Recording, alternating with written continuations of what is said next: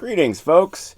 In this video I'm going to be talking about an aspect of wood turning that is rarely talked about, often overlooked, and neglected by nearly everybody that owns a wood lathe, and that is the maintenance of the tool rest, and specifically this surface that any turning tools ride upon.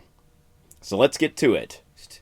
Most of the tool rests that come with lathes, or in a fair number of the auxiliary ones that you can buy aftermarket, are made out of some sort of cast iron.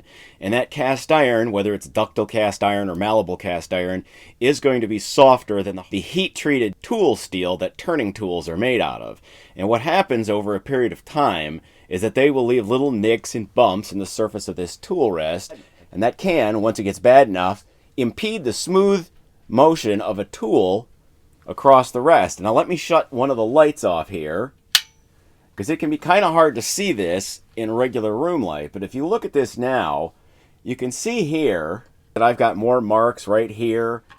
On the far right hand side of this tool rest, there are also some more dents.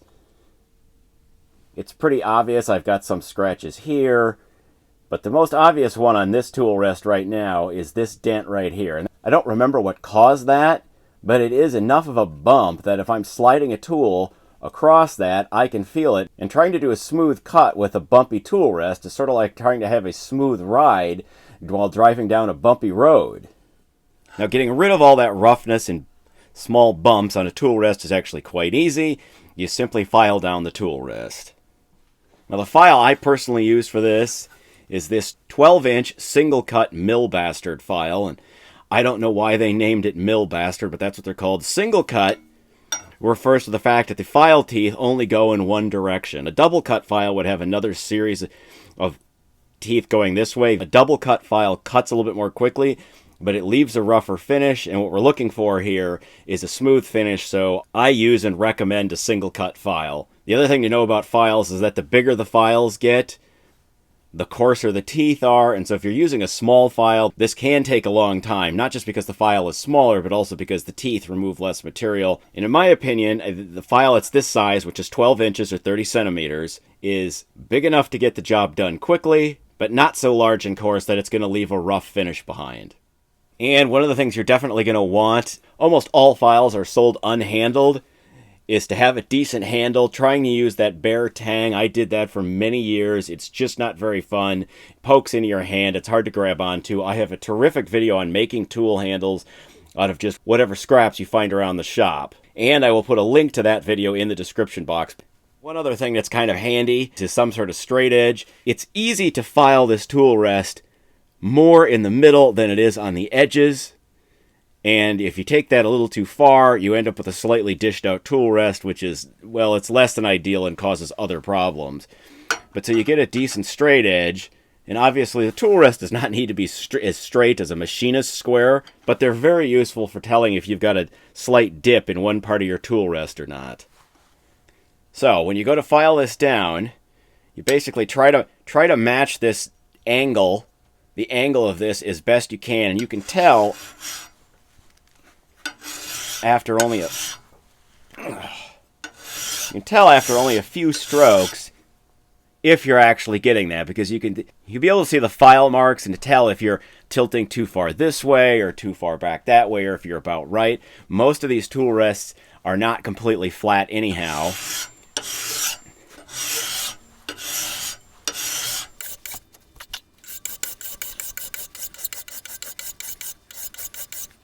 One of the ways to actually make sure you're filing evenly is to simply move the file all the way across the tool rest for every stroke. That goes a long way to make sure the ends in the middle actually get filed off the same amount. Once you've filed a little bit on the tool rest, you're going to find that a lot of the surface damage goes away pretty quickly, but some of the deeper nicks, like this little dent here, and there's another one here, and then there's some a little bit more surface roughness. But that stuff will become more visible after you've done just a little bit of filing. And as you can tell from looking at this tool rest here and here, I've still got a fair amount of work to do.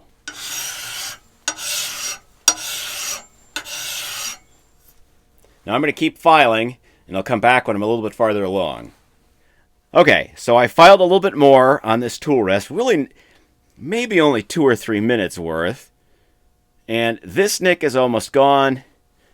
And this one is pretty close. Most of the roughness on the end has also been taken care of. And this side of the tool rest that's off camera is just fine. I actually am still filing on that to make sure everything stays even. It will not take very long before this whole surface here has been completely refreshed.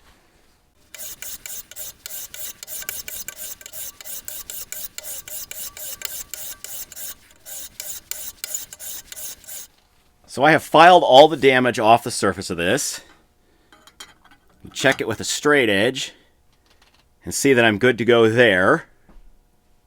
This back edge right here can become slightly sharp. I wouldn't call it razor sharp. It depends on how much filing you've done, but it definitely is a surface that you want to smooth off just a little bit. And you smooth off this back edge. I like to do it just with a little bit of 120 grit sandpaper.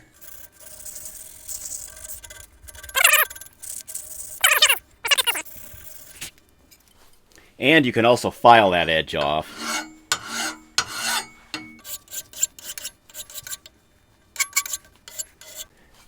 And in this particular instance, this front edge has gotten a little bit of a burr on it too. And so I'm just going to run the file over that lightly.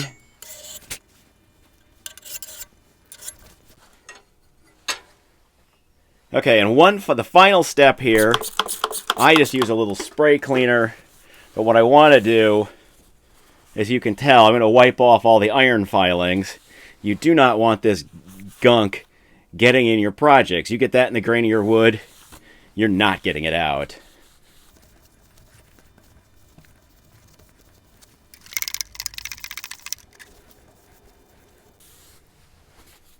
So there we have it. The surface of this tool rest has been completely refurbished and is smooth and free of dents and nicks.